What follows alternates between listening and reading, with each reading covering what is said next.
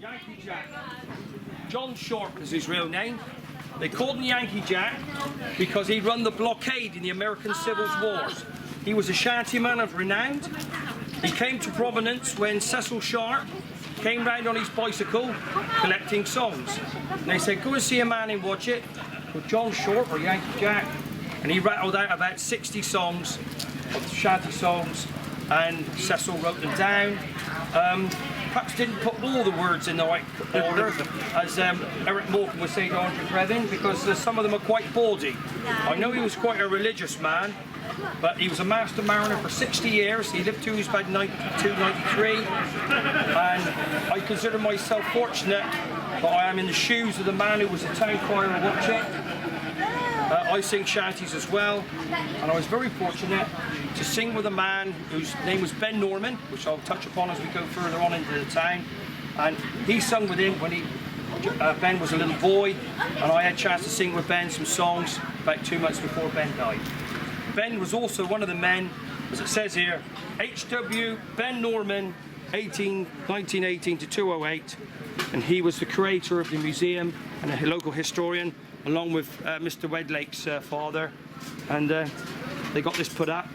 We also got the Ancient Mariner put up. But I'll sing you a quick one verse of a famous song that he used to sing, which is the Watchet Sailor, and it goes like this.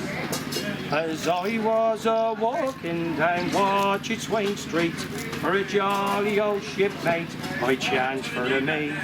Hello, brother sailor, you're welcome to home.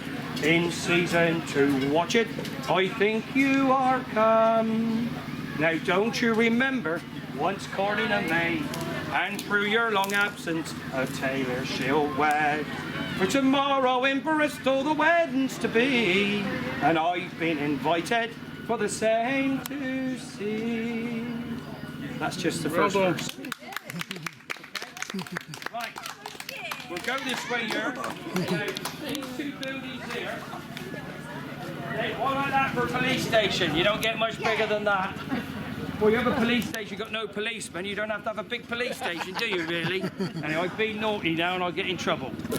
But at one stage, when the transport office closed up South Road, we had no more articulated lorries coming down over South Road and Flowerdale Road, Street's transport moved to here.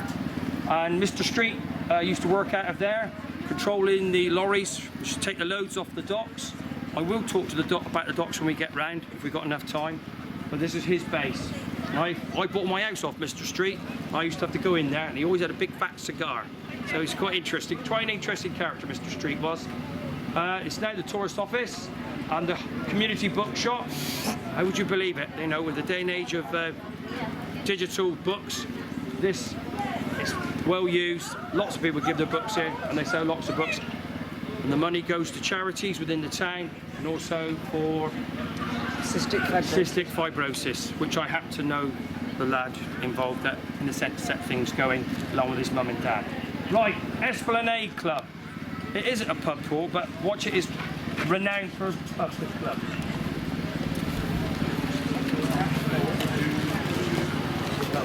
The Esplanade Club was the BBC club. And it was an establishment made or used for the people that helped build and run the BBC aerials at Washford. And as automation came and not so many people needed to work for the BBC, it became the Conservative Club, and now it is now the Esplanade Club. The building itself is in trust to the town, not to the town council, not to anybody else, but the town. There are trustees, and the Esplanade Club is actually a tenant of the building, along with the man who's got the boat in the window there and the snooker club. But it's owned by the town, and it's really controlled by the trustees, and they manage the running of the building along with the tenants that use it. Won many trophies, this club, for the ale, and as a club it's well thought of and it's well used. And we're very lucky to have it. As you can see, here we are, people having a bit like Mediterranean, isn't it? When the tide comes, it could be the Mediterranean. Okay. Right, we'll move on. Where the Coast Guard is, that used to be a pub in the old days. And you can take the drays in, that's where the gaps are big. So that was a pub in there. You see the gaps in the wall there? That was access to the buildings in behind into Esplanade Lane. There used to be a bank, where the Banksy Castle is, there used to be a bounce down there. We were hoping to get a performance area there sometime, but it does inhibit the access to the back of the property here, which was one of the banks. The angle one now. That's more some have got. Anyway, right, Ancient Mariner. This was commissioned again through the museum. And this was made by an artist called Alan Harriott. He also did Yankee Jack. The albatross is 2/3 the size of what it should be for a true albatross. So you've got an albatross that's bigger than that. We had a little bit of a problem with it. Because he's got a bit of a sharp point there, there's a man called his head on it. And there was a bit of a doodah as they shouldn't be claimed. But the stone is from Captain. And he weighs about 280 kilos. Cast, I'm not sure he was cast too. Someone's been trying to take the plate off.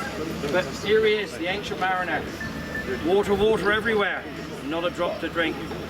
So, here he is. If he hadn't shot that albatross, they'd have got home quicker, wouldn't they? Talking about the rhyme of the Ancient Mariner, Coleridge started writing the rhyme of the Ancient Mariner, and allegedly in the Bell Inn.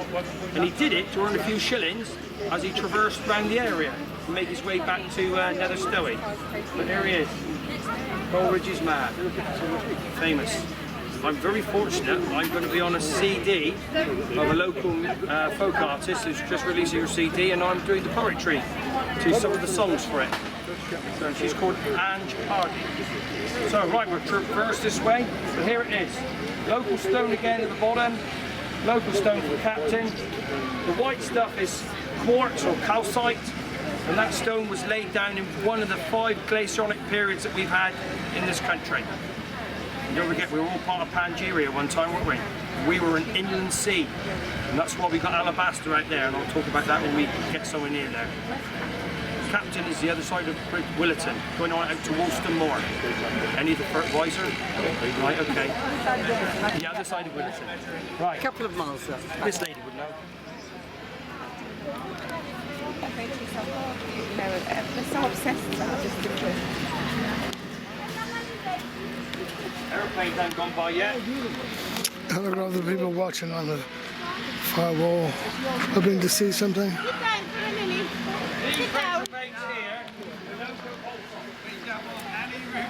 This is the man, I said one of the cottages was for the farm there.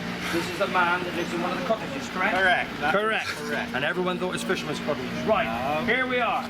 Sir Ackland Hood Bar sponsored the barometer, and it's a Fitzroy barometer. And they go all over, they used to be on all the sailing ports around here. There's only 1 or 2 of them left. This is one of the last existing barometers. But he bequeathed it to throughout the land that every port should have a barometer. And they used to keep the barometer times, but I think someone's lost the key. Get in it. But it's usually done by the people that live in Mary's cottages here. That's their colloquially known. It was reconditioned not that long. It was, but Someone must have gone, isn't it? But they did, and then someone's moved, and probably moved and lost the key.